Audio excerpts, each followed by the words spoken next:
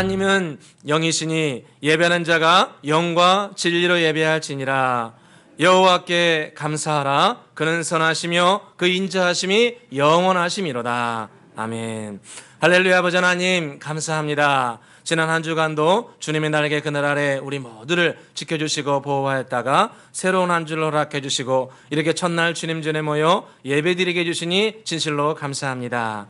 오늘도 우리의 드려지는 찬양과 기도와 말씀과 예물 가운데 오직 주님께서 영광과 찬송을 거두어 주시며 우리에게는 한량없는 은혜와 축복이 많은 복된 시간 되기를 간절히 소원합니다. 항상 주님 앞에 거룩하고 진실하고 정직하게 살아가길 소원하지만 때로 우리의 육신과 마음이 연약하고 부족하여 주님 앞에 부끄러운 죄악들이 많음을 고백합니다. 주님, 저희들을 불쌍히 여겨 주시옵소서. 주님의 거룩하신 보혈의 능력으로 깨끗하고 정결하게 해주시며 이제는 죄를 이기는 주의 이름을 의지하여 죄에서 승리하는 주의 백성 되게 하여 주시옵소서. 행여 마음의 상처와 고통과 마음의 간절한 소원이 있으면 이 시간 예배드리는 가운데 길이요 진리요 생명이신 주의 거룩하신 성으로 말미암아 새로운 희망과 생명을 얻는 복된 시간 되게 하여 주옵소서. 예배의 시정을 언제 주께 의지하며 예수 그리스도의 이름으로 기원드리옵나이다. 아멘. 찬송가 19장 함께 부르겠습니다.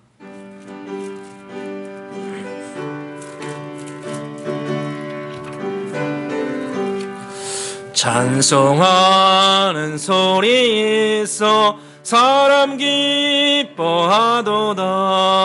하늘 아버지의 이름 거룩거룩하도다. 세상 사람 찬양하자. 거룩하신 하나님께 할렐루야 할렐루야 할렐루야 아멘. 하나님의 나라 권세 영원토록 있도다. 하나님의 영광 나라 거룩거룩하도다. 하늘 보좌 계신 주님 세상 주관하시도다. 할렐루야 할렐루야 할렐루야 아멘. 하나님의 크신 섭리 그 뜻대로 되도다. 우리 아버지의 뜻은 거룩거룩하도다. 주여 속히 임하소서. 기쁜 날을 주옵소서. 할렐루야 할렐루야 할렐루야 아멘 아멘.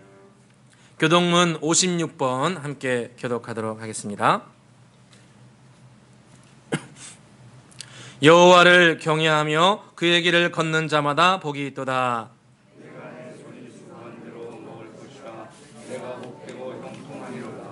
내 집 안방에 있는 내 아내는 결실한 포도나무 같으며 여호와를 경외하는 자는 이같이 복을 얻으리로다. 너는 평생에 예루살렘의 번영을 보며 내 자식의 자식을 볼지어다. 이스라엘에게 평강이 있을지로다. 아멘. 다 함께 사도신경으로 우리 신앙 고백을 하나님 앞에 올려드리겠습니다. 전능하사 천지를 만드신 하나님 아버지를 내가 믿사오며 그 외아들 우리 주 예수 그리스도를 믿사오니 이는 성령으로 잉태하사 동정녀 마리아에게 나시고 본디오 빌라도에게 고난을 받으사 십자가에 못 박혀 죽으시고 장사한 지 사흘 만에 죽은 자 가운데서 다시 살아나시며 하늘에 오르사 전능하신 하나님 우편에 앉아 계시다가 저리로서 산자와 죽은 자를 심판하러 오시리라.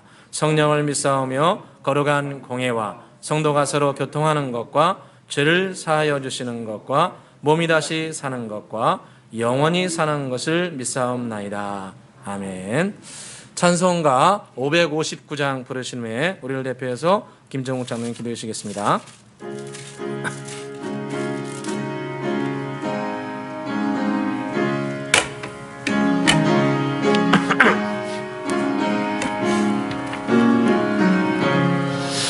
서철의 봄바람 불어있고 하나님 아버지 모셨으니 믿음의 반석도 든든하다. 우리 집 즐거운 동산이라. 고마워라 임마누엘. 예수만 섬기는 우리 집. 고마워라 임마누엘. 복되고 즐거운 하루하루. 어버이 우리를 고이시고 동기들 사랑에 뭉쳐있고 기쁨과 서름도 같이 하니 한간에 조가도 천국이라. 고마워라 임마누엘. 예수만 섬기는 짐 고마워라 임마누엘 복되고 즐거운 하루하루 아침과 저녁에 수고하여 다 같이 일하는 온 식구가 한 상에 들러서 먹고 마셔 여기가 우리의 낙원이라 고마워라 임마누엘 예수만 섬기는 우리 집 고마워라 임마누엘 복되고 즐거운 하루하루.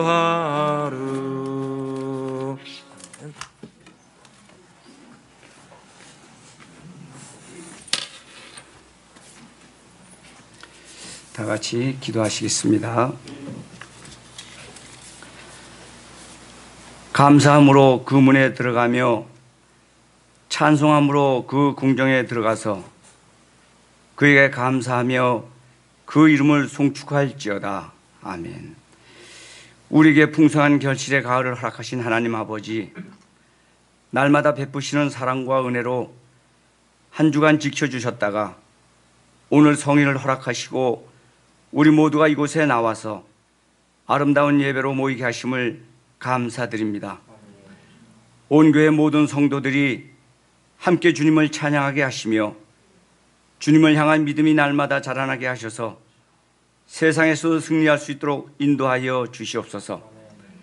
특별히 민족 고유의 명절인 추석을 허락하여 주셔서 가을의 풍성함과 추석의 넉넉함으로 채워주신 하나님의 은혜에 감사드립니다.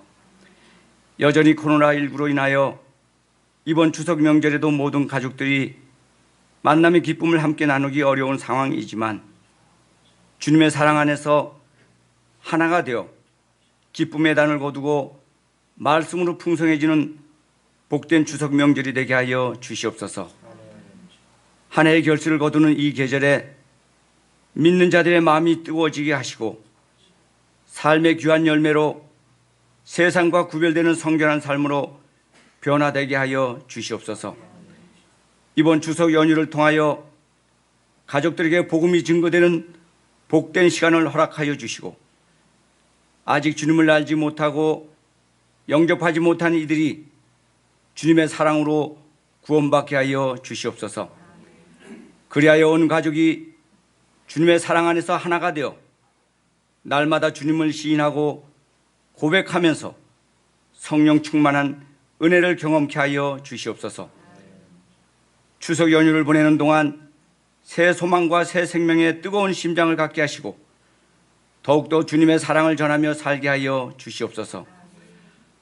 또한 우리들의 자녀들이 부모를 공경하며 효도하게 하시고 부부간에도 사랑이 충만한 가운데 모든 자녀들이 주 안에서 올바른 믿음의 삶을 살도록 이끌어 주시옵소서. 은혜가 풍성하신 하나님 아버지, 주님의 몸된 교회로 세우신 우리 교회를 위하여 기도드립니다. 세상의 빛과 소금의 사명을 맡기신 은혜의 교회가 빛과 소금의 역할을 감당하는 성도들로 넘쳐나게 하셔서 삶의 어려운 문제로 고통 속에 있는 이들에게 주님의 위로와 사랑을 전하며 소망과 믿음의 아름다운 열매를 맺는 교회 되게 하여 주시옵소서. 무엇보다 하나님의 뜻 가운데 날마다 변화되는 교회가 되게 하시어 말씀이 살아있는 교회, 세상의 바른 길을 제시하는 교회로 세움받게 하여 주시옵소서. 이 성전이 모든 일에게 들어와도 복을 받고 나가도 복을 받는 축복의 통로가 되게 하여 주시옵소서. 지금 이 시간에도 주님의 십자가를 바라보고 마음의 소원을 아랠 때 주님께서 들으시고 응답하여 주시옵소서. 도저히 길이 보이지 않고 막혀있는 것 같은 어렵고 힘든 모든 문제들도 이 예배를 통하여 해결되고 회복되는 역사가 일어나게 하여 주시옵소서. 그로 인한 모든 영광은 우리의 것이 아닌 오직 우리의 구원자 되시는 주님께 돌리게 하여 주시옵소서. 성도들의 가정에도 주님 함께 하시어 늘 충만한 은혜로 채워지는 가정들 되게 하여 주시옵소서. 가정들마다 온전한 믿음으로 주님을 섬기게 하시고 주님께서 베푸신 은혜에 날마다 감사가 넘치며 하나님의 나라의 기쁨을 맛보는 가정들 되게 하여 주시옵소서. 전능하신 하나님 아버지, 우리에게 새 성전 건축의 기쁨을 주시니 참으로 감사합니다. 모든 것이 하나님의 계획이시고 뜻이신 줄 믿습니다. 이 성전 건축을 통하여 우리 모두에게 신앙의 건축이 되며 믿음의 건축이 되어 진정 하나님께서 기뻐 받으실 만한 아름답고 견고한 성전, 은혜와 성령이 충만한 성전이 세워지도록 축복하여 주시옵소서. 또한 하나님께서 항상 임재하여 계시면서 언제든지 우리를 만나주시고 우리와 이야기할 수 있는 그러한 복된 성전 건축이 이루어지길 간절히 소원드립니다. 행여나 우리의 잘못된 판단과 잘못된 행실로 하나님께 범죄하지 않도록 늘 우리를 살피시고 지켜 주시옵소서. 우리들의 마음을 사탄 마귀에게 뺏기지 않도록 지켜 주시옵소서.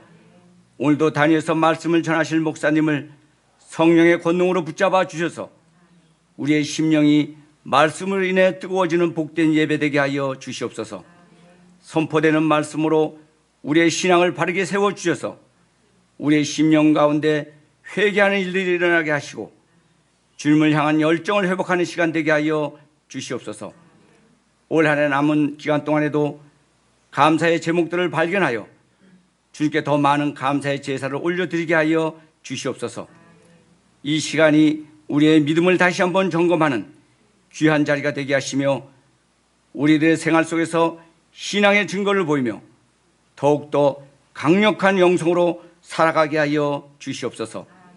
이 예배를 위하여 헌신하는 손길들 위해 축복으로 함께하여 주셔서 힘을 다하여 수고할 때마다 주님의 위로가 넘쳐나게 하시고 하늘의 신령한 복으로 채워 주시옵소서. 이 모든 말씀 예수님 이름 의지하여 기도하옵나이다. 아멘.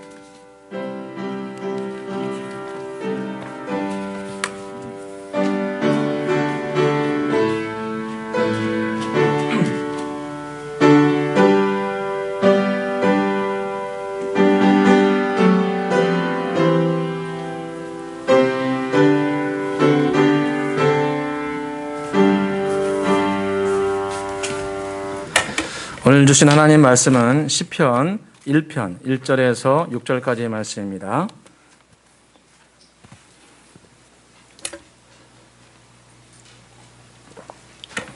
시편 1편 1절에서 6절까지 말씀 한 절씩 교독하도록 하겠습니다. 구약성경 804페이지 있습니다. 시편 1편 1절에서 6절까지 말씀 한 절씩 교독하겠습니다. 제가 먼저 읽겠습니다. 복 있는 사람은 악인들의 꾀를 따르지 아니하며 죄인들의 길에 서지 아니하며 오만한 자들의 자리에 앉지 아니하고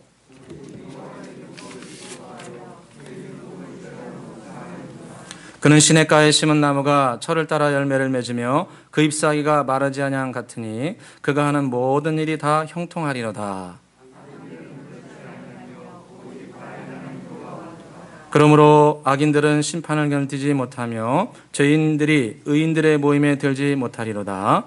무릇 의인들의 길은 여호와께서 인정하시나 악인들의 길은 망하리로다. 아멘. 할렐루야. 9월 셋째 주 주일 대회에 오신 여러분들을 주의 이름으로 축복합니다. 오늘도 우리의 드린 예배를 통해서 주님께서 큰 영광 거두어 주시며 또 우리에겐 기쁨과 은혜가 넘치는 귀한 시간 되기를 간절히 소원합니다. 오늘은 복 있는 가정, 복 있는 가문이라는 제목으로 함께 은혜를 나누겠습니다. 한번 따라서 하겠습니다. 복 있는 가정, 복 있는 가문. 복 있는 가정, 복 있는 가문. 오늘은 시편 1편을 함께 살펴보고자 합니다. 시편 1편은 우리가 잘 알고 있는 것처럼 시편 150편 전체를 여는 이 도입과 같은 시입니다. 그래서 많은 사람들이 시편 1편은 이 150편에 해당하는 많은 시를 여기저기 흩어져 있던 모든 시를 한 권으로 쫙 묶어놓은 다음에 이 시에서 이 시편 전체에서 말씀하시는 것은 무슨 의미가 있을까 깊이 상고하다가 아마 저자들이 시편 1편에 정리해 놓은 것이 아닌가 이렇게 추측하고 있습니다. 그래서 시편은 어느 한 사람이 혹은 어느 한 시대에 또 특정 계층 이런 사람들이 지은 것이 아니고 시편은 다양한 저자들이 우리가 잘 알고 있는 제일 많이 지은 다윗을 비롯해서 모세도 있고 또 고라자손도 있고 또 다윗의 아들이었던 솔로몬도 있고 많은 사람들이 거의 1000년에 가까운 긴 시간에 걸쳐서 기록을 해 놓았습니다. 그래서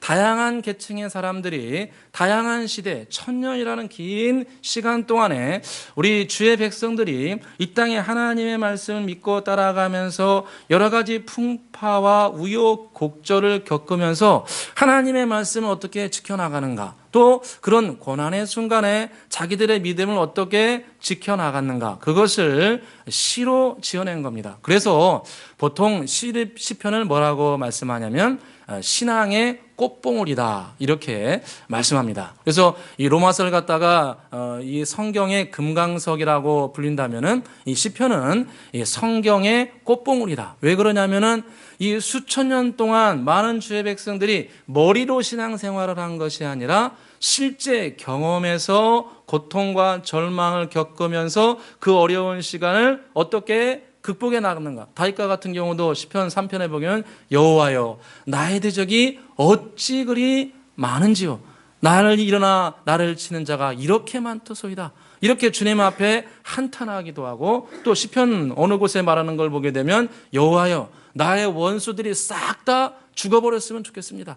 그들의 후손들은 거지가 되고 그들의 아내는 남편을 잃고 3대가 멸족을 당했으면 좋겠습니다. 이런 자신들의 서러움과 고통을 주님 앞에 다 토해내고 또 이로 말미암아 주님께로부터 응답받았던 그런 감사와 찬양을 이 시에 쭉 기록을 해 놓았습니다. 그래서 많은 이제 시의 저자들이 생각하기를 우리가 주님을 믿고 따라가면서 이 진정한 축복이라는 게 무엇인가 생각해 보지 않았겠습니까? 자기들이 수천 년 동안 이 모세로부터 시작해서 지금 1000년 가까이 이 세상을 살아가고 고통과 절망을 겪고 그 가운데 생활하면서 도대체 하나님께서 우리에게 원하시는 것은 무엇이고 우리는 어려운 가운데 어떻게 해내는가? 축복이라는 건 도대체 무엇인가? 이런 고민을 신앙인이라면 한 번쯤 해봅니다. 그래서 깊은 고민 가운데 시편 1편에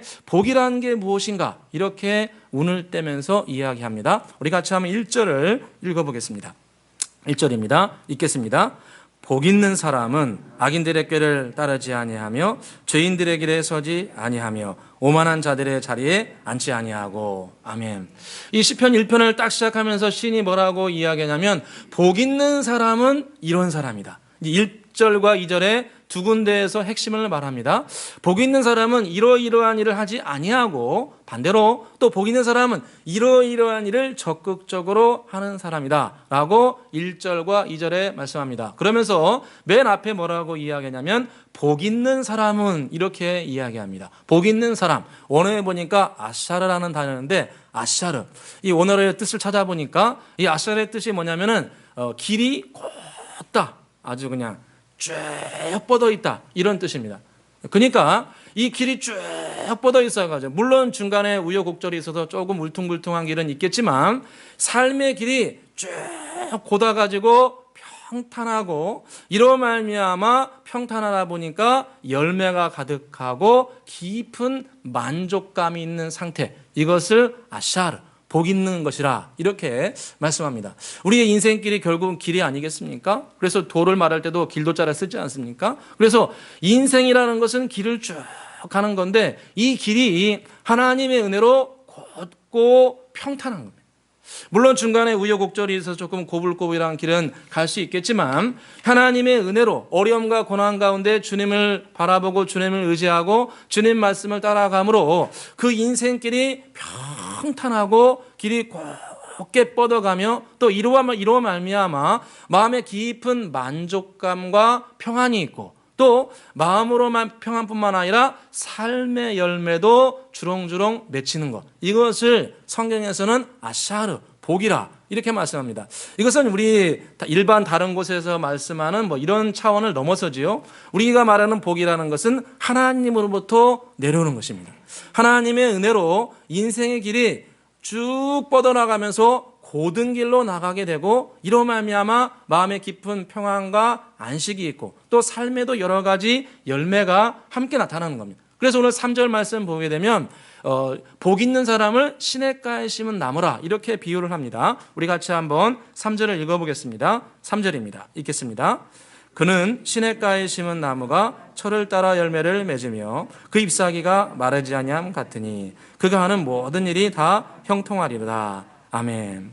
그래서 3절에 복 있는 사람이 이 땅을 살아가면서 축복받는 것을 자기들이 이제 이런 어떤 한 물체를 통해서 사물을 통해서 표현하는데 그 사물이 뭡니까? 3절에 보니까 시냇가에 심은 나무다. 그러니까 복 있는 사람은 무슨 나무와 같으냐면 시냇가에 심은 나무와 같다. 이런 가뭄과 어려움과 고난이 찾아오더라도 이 시냇가에 심은 나무는 그 깊은 뿌리가 이 시냇가에 연결되어 있기 때문에 거기로부터 수분을 깊이 빨아들여서 푸르청청하게 되는 거죠. 그래서 주 예수 그리스도를 믿고 따라가는 주의 백성들이 예수 그리스도의 안에 깊이 뿌리를 내리게 되면 예수 그리스도로 말미암아 우리에게 생명의 진액이 전달되어서 우리 영혼이 잘된 같이 범사가 잘 되고 평안한 길이 열린다는 겁니다. 그래서 구약의 백성들이 그 복 있는 사람은 무엇과 같으냐면은 바로 이 시냇가에 심은 나무가 그곳에 깊이 뿌리를 내려서 열매를 맺는 것 같다. 그래서 시냇가에 심은 나무가 첫 번째로 무슨 열매를 맺냐면은 철을 따라 열매를 맺는다. 할렐루야. 여러분, 우리가 삶을 살아가면서 철을 따라 열매를 맺는 것이 얼마나 중요합니까? 때가 되면은 때에 맞게 열매가 맺히는 것만큼 축복이 없습니다. 때가 되면 결혼하고, 아멘. 때가 되면 결혼하고, 때가 되면 취업하고, 때가 되면 아기도 낳고, 때가 되면 재정도 임하고, 때가 되면 건강도 임하고, 때가 되면 풍성한 결실이 있고, 이렇게 때가 되면 때에 맞게 적절하게 축복이 임하는 것, 이것은 우리 사람이 매우 만족감을 얻게 됩니다. 내가 때가 돼서 결혼을 하고, 내가 때가 돼서 자녀들을 낳고, 그 자녀들을 양육하면서 인생을 생각하고, 때가 되어서 주님으로 말미암아 열매가 나타나고, 이런 결실들이 우리의 삶 가운데 필요 적절하게 때에 맞게 나타나는 것이 성경에는 축복이다, 이렇게 말씀하시고, 두 번째 축복은 뭡니까? 그 잎이 마르지 아니함 같다. 보통 성경에서 그 잎이 마르지 않는다, 이런 말씀 보통 건강의 축복과 연결이 되어 있습니다. 그래서 시편 92편에도 그 잎사귀가 마르지 않는 같다, 이렇게 말씀하고 있는데, 우리가 연세가 들고 나이가 들면은 우리가 당연히 몸이 쇠하는 것은 당연한 겁니다. 그런데 성경에 보니까 주님 부르실 때까지 강건하고 건강하게 살아간 사람도 많습니다. 주님을 경외하고 주님을 의지하는 가운데 주님 부르실 때까지 건강하게 살아간 사람도 굉장히 많습니다. 모세 같은 경우도 몇 살 살았습니까?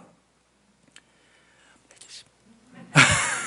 모세는 120 살았는데 죽는 날까지 눈이 그냥 아주 또릿또릿했다고 나옵니다. 그러니까 돌아가는 죽는 날까지 아주 기력이 쇠하지 않았고, 아브라함도 175세를 살았는데 175세 될 때까지 건강하고 행복하게 살아갔습니다. 그래서 성경에는 곳곳에 여호와를 경외하게 되면 건강하게 될 것이라 약속하고 있습니다. 그래서 저와 여러분도 주님 믿고 따라가면서 그 잎이 마르지 아니함 같이 혈색이 좋고 강건하게 되시기를 주의 이름으로 축원합니다.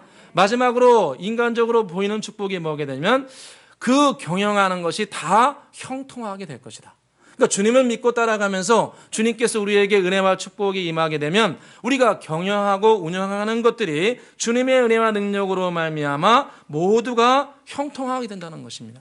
어떤 사람들은 이런 축복의 말씀을 이야기하면 기독교가 너무 현세적이다, 이런 말씀을 종종 듣습니다. 저는 그런 걸 절대 따라가지 않습니다.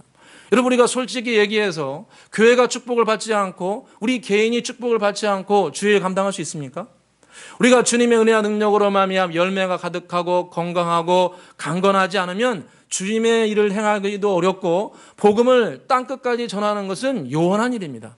아니 내가 건강하지 않고 내가 재력이 없고 내가 힘이 없는데 무슨 복음을 전하고 주위 사람들에게 예수 믿으라고 얘기하고 땅끝까지 복음을 전하겠습니까? 저와 여러분이 우리가 주님 부르시는 그날까지 성경에서 말씀하는 시냇가에 심은 나무와 같이 때를 따라 열매를 맺고 그 잎사귀가 마르지 아니한 같고 계획하고 준비하는 일들이 주님 안에 형통하게 되는 이러한 축복을 주의 은혜로 받기를 주의 이름으로 축원합니다. 자, 그렇다면은 오늘 시편 1편의 저자가 우리가 주님 안에서 축복을 받고 그것을 회복할 수 있는 방법은 무엇인가? 두 가지를 말씀하셨는데 첫 번째는 1절을 같이 한번 다시 읽어보겠습니다. 1절입니다. 읽겠습니다. 복 있는 사람은 악인들의 꾀를 따르지 아니하며 죄인들의 길에 서지 아니하며 오만한 자들의 자리에 앉지 아니하고. 아멘. 시인이 우리가 주님 안의 축복과 생명을 누리는 가장 확실한 방법은 첫 번째로는 죄를 짓지 말라는 겁니다. 이게 매우 단순하지만 매우 쉽진 않고 우리 신앙에 결정적으로 중요한 일입니다. 우리가 주님의 은혜와 축복을 사모하고 주님께로부터 간절한 소원의 제목을 아뢰는데 우리가 왜 하나님의 은혜와 축복을 깊이 누리지 못하는가? 성경에서는 1차적으로는 죄를 짓지 말라고 합니다. 죄를 짓게 되면 하나님의 은혜와 축복이 우리 개인과 가정과 후손들에게 오지 못하게 될 것이라고 성경에 경고하고 계십니다. 이사야서 59장 1절 2절에 보니까 여호와의 손이 짧아 구원하지 못하심도 아니요 귀가 둔하여 듣지 못하심도 아니라 오직 너희 죄악이 너희와 하나님 사이를 갈라놓았고 너희 죄가 그의 얼굴을 가리워서 너희에게서 듣지 않으시게 함이니라. 이렇게 말씀합니다. 여호와 하나님의 권세와 능력은 무한하고 주님께서 우리에게 축복을 주기로 하고 푸르청청하며 하는 일마다 주님 안에 형통하게 되는 그런 놀라운 축복을 우리에게 주길 원하시는데 왜 주님께서 그런 축복을 우리에게 내려주시 못하는가? 첫 번째가 바로 죄를 지었기 때문이라 말씀합니다. 너희 죄가 너희와 하나님 사이를 갈라놓았다. 우리 주의 백성들은 하나님과 멀어지면 모든 것이 끝나게 됩니다.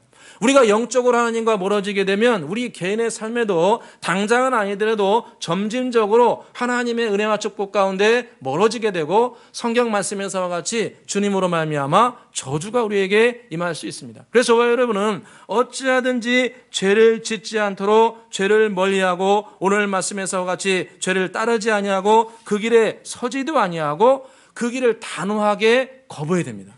여러분 죄는 단호하게 거부해야 됩니다. 오늘 성경에 보니까 죄는 단호하게 거부하지 않으면 점점 성장한다고 말씀합니다. 오늘 1절을 다시 한번 보시면요. 이게 죄가 점점 성장합니다. 1절 중간에 다시 보시면 악인들의 길을 따르지 아니하고 죄인들의 길에 서지 아니하고 오만한 자의 자리에 앉지 아니한다. 이렇게 말씀하고 있는데 이 말씀을 보게 되면 동사를 보게 되면 꾀를 따르지 아니하고 두 번째로는 길에 서지 아니하고 마지막 세 번째는 어떻게 합니까? 자리에 앉는다. 이렇게 표현합니다. 그러니까 죄를 회개하지 않고 죄를 가만히 내버려두고 죄를 즐기고 아주 그냥 조금씩 따라가게 되면 가랑비에 옷 젖듯이 나중에는 죄가 엄청난 능력을 발휘해서 맨 마지막에는 거기에 자리에 앉아가지고 털썩 주저앉아가지고 거기서 살아갈 정도로 죄를 즐길 정도로 사람이 변화될 수 있다는 겁니다. 이것은 죄가 그런 능력을 가지고 있습니다. 한번 따라서 해보겠습니다. 죄의 권세성. 네, 죄는 권세가 있습니다. 우리가 죄를 회개하지 않으면 작은 죄를 처음부터 회개하지 않으면 그 죄는 점점 성장해서 우리를 당연히 죄를 짓도록 죄가 끌고 오는 능력이 있다는 겁니다. 그래서 처음에는 꾀를 따라가다가 나중에는 그 자리에 서다가 맨 마지막에는 거기에 털썩 주저앉아가지고 죄를 즐기면서 살아갈 수 있다는 겁니다. 그래서 우리는 죄는 처음부터 거부해야 됩니다. 데살로니가 5장 22절에 악은 어떤 모양이라도 버리라. 아예 그냥 초장부터 잘라야 된다는 겁니다. 초장부터 자르지 않고 만약 죄를 지었을 때 회개하지 않으면 그 죄가 우리를 물고 늘어진다는 겁니다. 여러분 안타깝지만 다윗이 그것을 우리에게 가르쳐주지 않습니까? 다윗이 밧세바와 함께 7계명을 어겼을 때 그 죄를 즉시 회개하면 좋은데 그 다음에 죄를 회개하지 않으니까 다윗이 머리를 굴려가지고 어떻게 합니까? 이 전쟁터에 있던 우리아를 불러들여가지고 지금 바세바의 안에 있는 그 아기가 이 다윗의 아들임에도 불구하고 마치 우리아의 아들인 것처럼 속이려고 거짓말로 하고 잔치를 꾸며냅니다. 그런데 이 중신이었던 우리아는 그 말을 듣지 않게 되죠. 그러니까 다윗이 그 다음에 한 행동이 뭡니까? 처음엔 7계명 졌다가 그 다음에는 거짓말했다가 그것도 안 되니까 마지막에는 살인 교사를 합니다. 직접 죽이진 않지만 밀서를 보내가지고 전쟁터에서 우리아를 죽이라고 합니다. 사무엘하 11장 14, 15절에 보니까 아침이 되매 다윗이 편지를 써서 우리아의 손에 들려 요압에게 보내니 그 편지에 써서 이르기를 너희가 우리아를 맹렬한 싸움터에 앞세워두고 너희는 뒤로 물러가서 그로 맞아 죽게 하라. 참, 이게 이 천하의 다윗이 이런 일을 하고 있습니다. 여러분, 하나님 마음에 합한 자라고 했던 다윗조차도 죄를 처음부터 회개하지 않으니까 이 죄가 점점 자라가지고는 7계명에서 나중에는 거짓말하는 걸로 맨 나중에는 살인죄를 저지르는 모습을 보여주고 있습니다. 며칠 전에 저희 교회에 신천지가 왔어요. 아, 무서워요. 요즘에 아예 때로 와요. 한 4명이 왔더라고요. 아주 4명이 와가지고 여기 목사님 계시냐고 목사님하고 대담 좀 하자고 부르는 거예요. 이 사람들이 그냥 요즘에 담대 어디서 왔냐고 그랬더니 신천지에서 왔대요. 무서운 사람들이에요. 아주 4사람이 와가지고 목사님 만나자고 그래요. 그래서 다행히 우리 장모님하고 저하고 셋이 앉아가지고 요거 안 보이냐고 신천지 출입금지 당장 나가라고. 그랬더니 이제 그날 갔어요. 아주 한 사흘 지나가지고 제가 저 혼자 거기 이제 테라스에 가만히 앉아가지고 커피 한 잔 마시고 있는데 어떤 남정네 2명이 갔다가 택시 타고 와가지고 저희 옆에 딱 오더라고요. 그러면서 저한테 딱 와가지고 목사님 있냐고. 어디서 왔냐고요. 신천지라고. 가지고 또 목사님하고 할 말이 있다고 그러는 거예요. 들은다는 거예요. 그래서 제가 막 그때는 소리 질렀죠. 여기 쓴 거 안 보이냐고. 신천지 어디 갈 데가 없어가지고 교회 와가지고 그런 짓 하고 있냐고. 지금 당장 안 가면은 112 신고한다고. 할렐루야! 그랬더니 가더라고. 할렐루야! 여러분, 죄는 세게 해야 됩니다. 죄는 세게 대처해야 됩니다. 그 정도야 그러다 내가 죽습니다. 죄는 권세가 있어가지고 점점 성장해서 저와 여러분을 해하는 데까지 갈 수 있습니다. 그러므로 여러분, 죄는 단호하게 대처하시기를 주의 이름으로 축원합니다. 또 하나는 죄는 사탄 마귀는 생각을 타고 들어옵니다. 생각을 타고 들어오기 때문에 생각을 타고 들어오는 어둠의 생각 우리는 반드시 물리쳐야 됩니다. 가룟 유다를 보게 되면 성경에 보니까 예수를 팔려는 생각을 사탄 마귀가 그 가운데 집어넣었다 이렇게 말씀합니다. 요한복음 13장 2절에 마귀가 벌써 시몬의 아들 가룟 유다의 마음에 예수를 팔려는 생각을 넣었더라. 어느 순간인지 모르지만 사탄 마귀가 이 가룟 유다한테 팔려는 생각을 자꾸 집어넣었다는 거예요. 야, 3년 따라봤는데 아무것도 된 거 없지 않냐. 너는 지금 로마를 이기고 싶은데 이 예수라는 사람은 로마를 이기는 건 아무 상관도 없고 맨날 천국 가는 얘기나 하고 사람이 정결한다고 얘기하고 나를 믿으라고 하고 저 사람 믿어가지고 뭐가 나오겠냐. 이런 생각을 자꾸 사단 마귀가 가룟 유다한테 지었다는 거예요. 야, 이거 아무것도 아니야. 이런 죄는 다 짓고 있어. 이 정도의 죄는 아무것도 아니야. 괜찮아. 내가 눈 감아줄게. 이런 생각을 자꾸 집어넣는 거예요. 그 정도는 바로 회개하면 돼. 야, 그 죄 짓고 그 다음에 바로 회개하면 돼. 이런 생각을 마귀가 계속 집어넣는 거예요. 그래서 우리는 생각을 타고 들어오는 마귀의 생각을 이겨내야 됩니다. 한번 따라서 해보겠습니다. 예수 그리스도의 이름으로 떠나갈지어다. 그 정도는 안 떠날 것 같습니다. 큰 소리 해보겠습니다. 시작. 예수 그리스도의 이름으로 떠나갈지어다. 우리가 믿음으로 선포하시길 주의 이름으로 축원합니다. 우리는 죄를 멀리해야 됩니다. 우리는 누구나 다 축복을 사모합니다. 제 자신도 그렇습니다. 누구나 다 축복을 사모하고 영혼이 잘된 같이 범사가 잘되고 교회도 잘되고 가정이 잘되고 후손들이 잘되길 바라는 것은 누구나 다 원하는 마음이에요. 근데 성경에 말씀하시는 것은 죄를 지으면은 그런 축복이 올 수 없다는 겁니다. 그러면 저와 여러분, 죄를 단호하게 물리치시기를 주의 이름으로 축원합니다.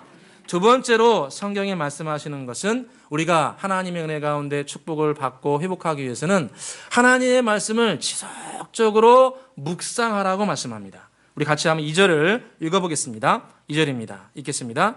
오직 여호와의 율법을 즐거워하여 그의 율법을 주야로 묵상하는도다. 아멘.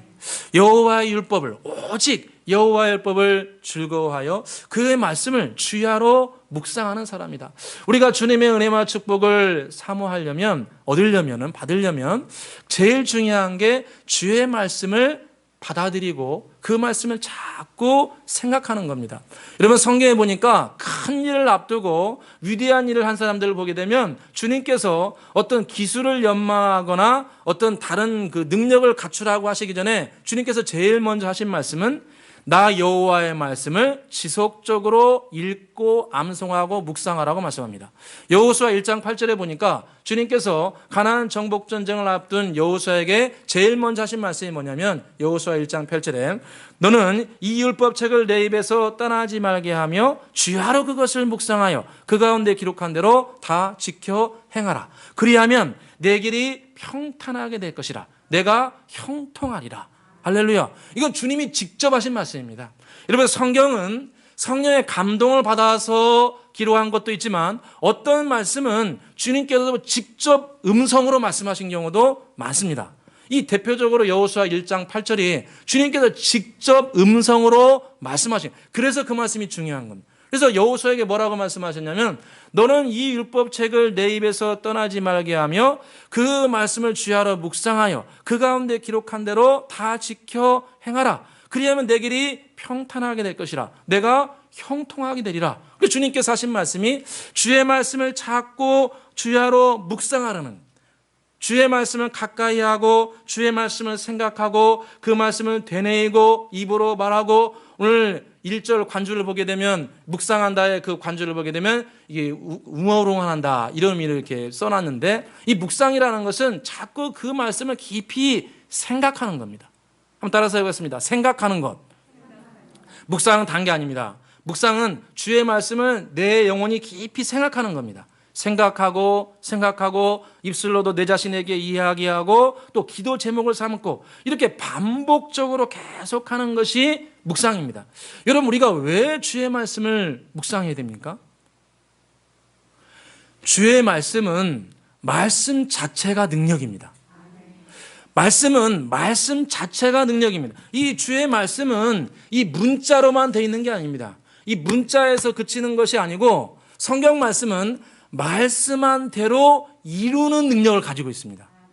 내가 형통하게 되리라 이렇게 말씀하면은 그 말씀을 믿는 자들에게 진짜 형통하는 능력이 나타나는 겁니다. 그래서 그 성경 말씀은 문자 자체가 아니고 문자를 넘어서서 그 기록된 말씀대로 열매를 맺게 하는 거예요. 그래서 히브리서 4장 12절에 하나님의 말씀은 살았고 운동력이 있어 자회낫은 어떤 것보다도 예리하여 혼과 영과 및 관절과 골수를 찔러 쪼개게 한다 이렇게 말씀합니다. 그래서 하나님의 말씀은 살아있고 운동력이 있다는 거예요. 여러분, 주의 말씀은 살아서 운동력이 있습니다.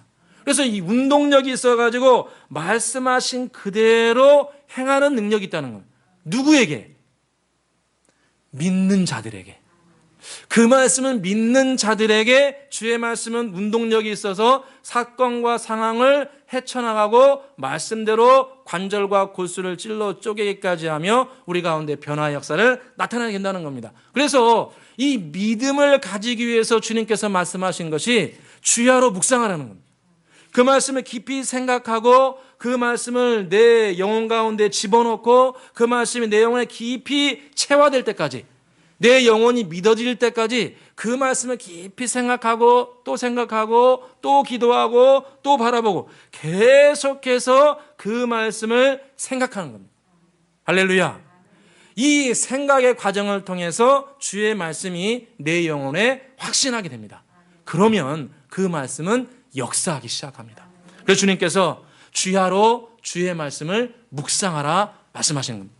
저와 여러분, 제가 말씀을 준비하면서 이번 추석 명절을 맞이해서 우리 온 은혜의 식구들이 함께 묵상하고 싶은 구절을 하나 제가 마음에 담았습니다. 우리 온 가족이 함께 축복을 받고 축복을 전파하기 위해서 우리가 함께 이 며칠간 함께 묵상하고 싶은 것이 아브라함의 축복의 말씀입니다. 창세기 12장 1절 2절에 주님께서 아브라함을 부르신 다음에 그에게 명령하시고 축복하신 게 나옵니다. 창세기 12장 1절 2절은 주님께서 명령하신 것과 축복하신 것 두 가지가 함께 나옵니다. 창세기 12장 1절 2절 보니까 주님께서 아브라함을 부르시면서 이렇게 말씀하십니다. 여호와께서 아브라함에게 이르시되 너는 너의 고향과 친척과 아비의 집을 떠나 내가 내게 보여줄 땅으로 가라. 내가 너로 큰 민족을 이루고 내게 복을 주어 내 이름을 창대하게 하리니 너는 복의 근원이 될지라. 할렐루야. 이 두 가지로 구성이 되어 있습니다. 너는 첫 번째로 이 명령하신 게 있습니다. 명령하신 게 뭐냐면 두 가지인데, 하나는 너는 너의 고향과 친척과 아비의 집을 떠나라. 이 왜 떠나라고 하셨냐면은 이 아버지의 집을 떠나는 것이 보통 일이 아니잖아요. 왜 떠나라고 했냐면은 아버지 데라가 우상 숭배를 했습니다. 여호수아 말씀 보니까 우상의 형상을 만들고 있었다고 기록을 해놓고 있어요. 그래가지고 네 우상 집에 우상을 숭배하고 있는 그 가정과 가문을 떠나라. 그러니까 주님께서 첫 번째 말씀하신 것이 죄를 떠나라는 겁니다. 축복을 받으려면 똑같아요. 죄를 떠나라는 겁니다. 그 다음에 두 번째 명령하신 게 뭐냐면 내가 내게 보여줄 땅으로 가라. 할렐루야. 주의 백성은, 저와 여러분 모든 주의 백성들은 주님께서 하라가신 것을 하면 됩니다. 주님께서 보여주신 것을 하면 됩니다. 주님께서 가라고 한 교회에 가고, 할렐루야. 주님이 주신 직분을 감당하고, 목사님 저 이거 마음에 안 드는데 딴 데 가고 싶은데요. 이거 직분 꼭 해야 됩니까? 이러면 이제 거기서 끝나는 거예요. 더 이상 발전이 없습니다. 주님께서 보여줄 땅으로 가야 됩니다. 이것이 명령입니다. 그러니까 주님께서 우리에게 창세기 12장 2절에 내가 너로 큰 민족을 이루고 내게 복을 주어 내 이름을 창대하게 하는 이 축복은 그냥 오는 것이 아니라 첫 번째는 죄를 떠나야 되고 두 번째로는 내가 내게 보여줄 땅으로 가야 됩니다. 주님께서 명령하신 곳에 가야 돼요. 그래야 주님께서 축복을 주신다는 거예요. 내가 너로 큰 민족을 이루고 내게 복을 주어 내 이름을 창대하게 하느니 너는 복의 근원이 될지라. 할렐루야. 저는 항상 기도합니다. 주님, 제가 복의 근원 되게 하여 주옵소서. 제가 언제 죽을지 모르지만 복의 근원답게 살아갈 수 있도록 은혜 베풀어 주옵소서. 주님 부르실 그날까지 하나님 복음을 힘차게 멀리 선교하고 이 땅에서도 복음 전파하는 일을 잘 감당할 수 있도록 영역의 강건함 받고 제등에도 축복을 받고 복음 전하는 복의 근원 되게 하여 주옵소서. 우리 은혜의 교회도 자꾸 뭘 외부에서 지원받으려는 것이 아니라 우리 교회도 마음껏 나눠주는 교회 되게 하여 주옵소서. 우리 은혜의 교회 성도님들도 나눠주는 사람 되게 하여 주옵소서. 뭘 받으려고 하는 것이 아니라 자꾸 다른 사람들에게 복의 근원으로 나눠주고 기쁨을 나누고 즐거움을 나누고, 아멘, 재정도 나눠주고 이런 축복을 우리 은혜의 교회 식구들이 받게 하여 주옵소서. 기도합니다. 여러분, 저와 여러분은 복의 근원으로 부름받았습니다. 복의 근원으로 받으려면 오늘 주님께서 두 가지를 말씀하셨습니다. 죄를 멀리하라 말씀하시고 주의 약속의 말씀을 묵상하라 말씀하셨습니다. 저와 여러분 주의 말씀을 가까이 하고 묵상하고 또 죄는 단호하게 거부하여서 축복의 근원, 아브라함과 같이 복의 근원으로 요긴하게 쓰임 받으시기를 주의 이름으로 축원합니다. 기도하겠습니다. 사랑과 은혜가 풍성하신 아버지 하나님, 우리 모두를 주의 백성으로 복의 근원으로 삼아주시니 진실로 감사합니다. 오늘 말씀에 복 있는 사람은 악인의 길을 따르지 아니하고 죄인의 길에 서지 아니하며 오만한 자리에 앉지 않는다 말씀하셨습니다. 우리 모두에게 죄를 미워하는 마음을 더하여 주시옵소서. 죄를 철저히 미워하고 주님께서 아브라함에게 명령하신 것처럼 데라의 집을 떠나가게 하시고 주님께서 말씀하신 보여주신 땅에 머물 수 있는 충성된 마음 허락하여 주옵소서. 죄는 미워하고 주님께서 보여주신 땅에는 끝까지 머물 수 있는 충성된 마음 우리 가운데 허락해 주시길 간절히 소원합니다. 또한 우리가 주의 말씀을 가까이 하고 주의 말씀을 묵상하여서 복의 근으로 성장할 수 있도록 은혜 베풀어 주시옵소서. 아버지 하나님, 추석 명절을 맞이하여서 우리 모두가 가족 간에 함께 정을 나누고 또 복의 근원으로 아브라함과 같이 요긴하게 쓰임 받는 주의 백성으로 주의 가정으로 세워주시기를 간절히 소원하며 예수 그리스도의 이름으로 기도드리옵나이다. 아멘. 찬송가 50장 함께 부르시면서 준비한 예물을 올려드리겠습니다.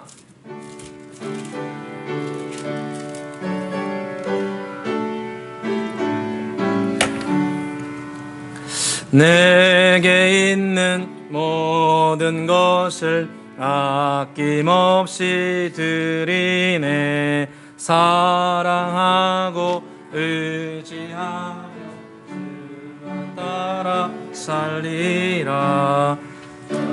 주께 드리네 주께 드리네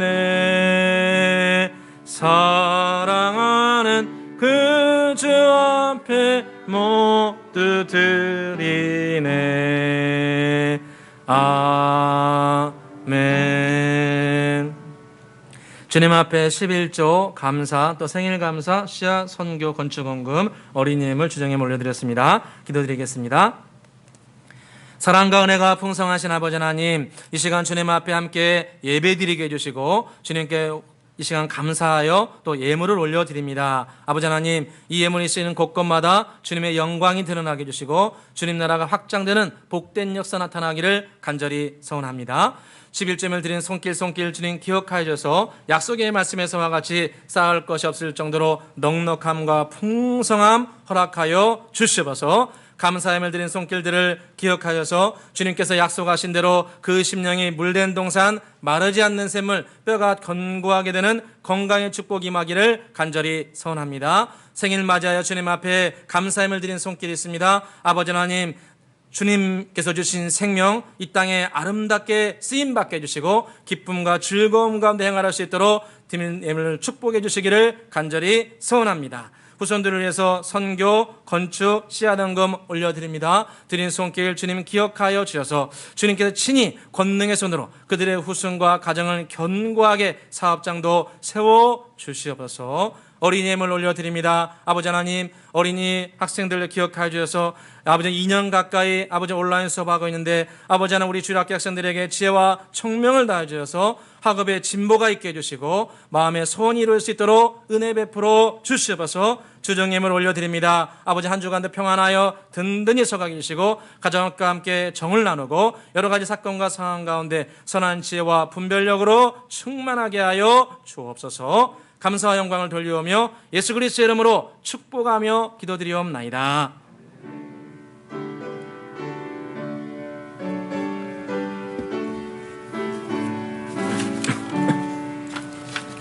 광고 말씀드리겠습니다. 코로나19 관련해서는 순서를 참고해 주시고 우리 체온 측정 명단 작성에 협조해 주셔서 감사합니다. 코로나가 속히 종식되고 일상으로 돌아갈 수 있도록 함께 기도해 주시길 부탁을 드립니다. 내일부터 추석 연휴입니다. 가족들과 함께 즐거운 시간 보내시길 바랍니다. 특별히 가정예배 순서지가 이렇게 있습니다. 꼭 가정예배를 드려주시기를 부탁드립니다. 명절 기간 새벽 기도회는 자율 기대로 하겠습니다. 자유롭게 오셔서 기도해 주시기 바라고요. 성전 건축을 위한 2만 합심기도문 5차가 계속 진행 중에 있습니다. 새성전 건축을 위해 여러분 꼭 함께 동참해 주시기 부탁하고요. 지금 이제 한 80분이 지금 4차까지 해가지고 80에서 86명인가 제출해졌습니다. 그래서 감사드리고 우리 함께 2만 기도에 꼭 함께 동참해 주시기 부탁을 드립니다. 공동회 소식입니다. 공동회입니다. 10월 3일 날 주일 대예배 후에 본당에서 있습니다. 안건은 어떤 거냐면 이제 본설계가 나왔습니다. 건축을 위한 본설계가 나왔기 때문에 본설계 통과와 그리고 두 번째로는 성전 건축 시공사 선택을 위해서 주제를 가지고 안건을 가지고 하고자 합니다. 그동안 진행되었던 건축 회계 보고 우리 매각과 매입에 관련된 모든 성전 건축에 관련 부분을 회계 보고를 공동회 때 함께 하도록 하겠습니다. 대상은 세례교인 이상입니다. 세례교인 등록 세례교인 이상입니다. 참고해 주시기를 부탁을 드립니다. 이 시간에는 우리 지난주 토요일 날 결혼한 우리 문승률 군과 우리 강하라 양이 신혼여행도 마치고 또 새로운 출발을 하면서 교회에 인사드리러 왔습니다. 자리에 잠깐 일어나 주시면은 우리 축복의 박수 한번 올리겠습니다. 네, 축하합니다. 네. 선남 선녀가 오니까 교회가 활짝 더 편인 것 같습니다. 감사합니다. 우리 환우분들을 위해서 함께 기도해 주시기 부탁을 드리고요. 다 함께 자리에서 일어나서 찬송가 620장 부르시고 함께 예배를 마치도록 하겠습니다.